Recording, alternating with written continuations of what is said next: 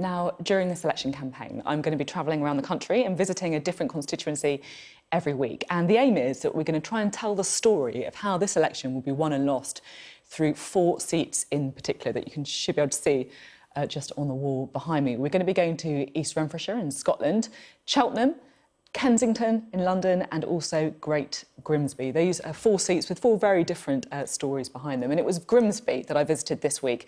It's a seat that's held by Labour, but with a small majority of only 2,500. And people in Grimsby voted 71% to leave the EU in 2016, which means it's exactly the kind of seat that Boris Johnson and the Conservatives are targeting. Early morning at Grimsby Fish Market. 50 years ago, the town was home to the largest fishing fleet in the world.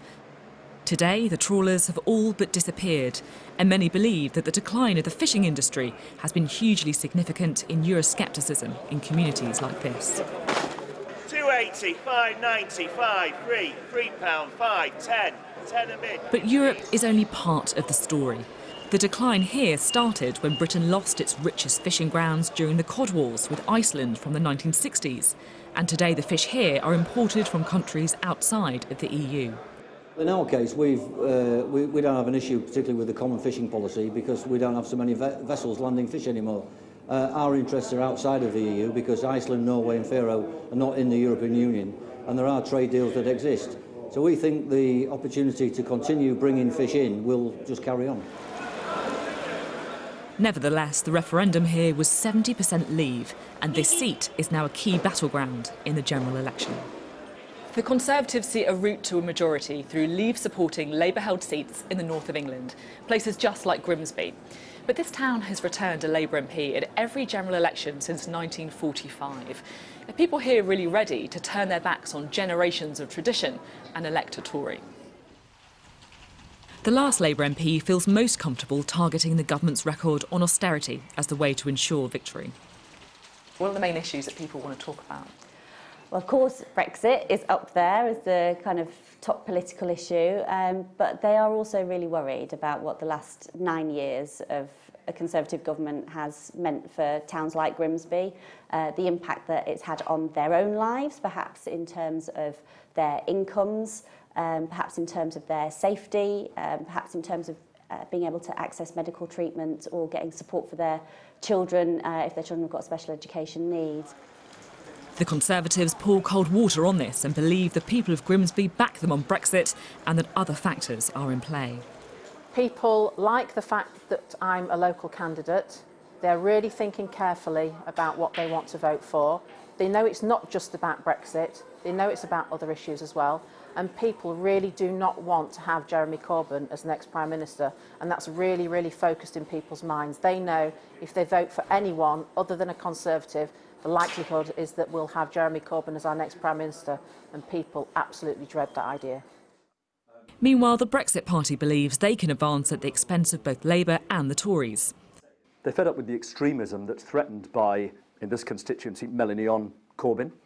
They're fed up with that.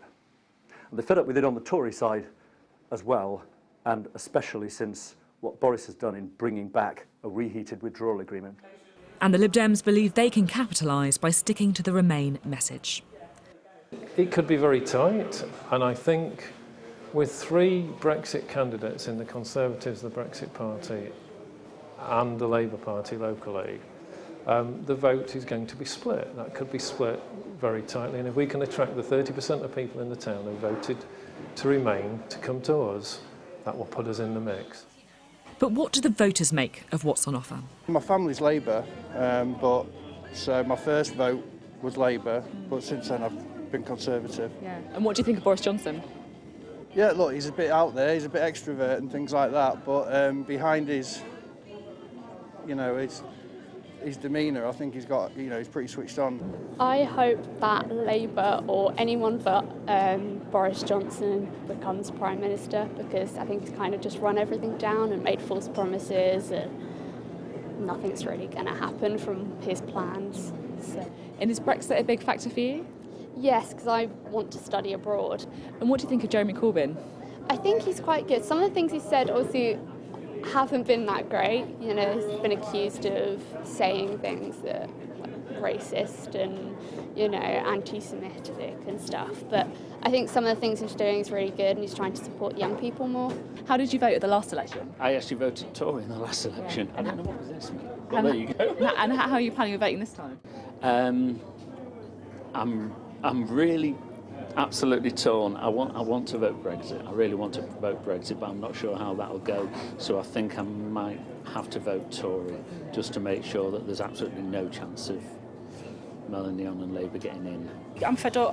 I voted to leave, and I've always been a Labourite, but I don't like Jeremy Corbyn, and I don't think Melanie on will get in either. I think people are fed up of being promised this, that, and the other.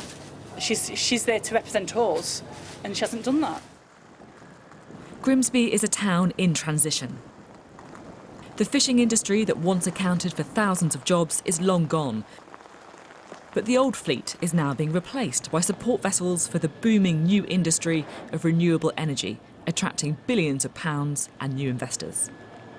We started in 2006 with a very small operation, and that just developed to the point now where I think it's pretty much agreed that Grimsby is the main hub for offshore renewables, particularly for operations and maintenance in the UK. The big question is whether Grimsby and other Tory target seats will witness a sea change in voting patterns. If so, a lift for the Conservatives in these traditional Labour heartlands will drive Boris Johnson back into number 10.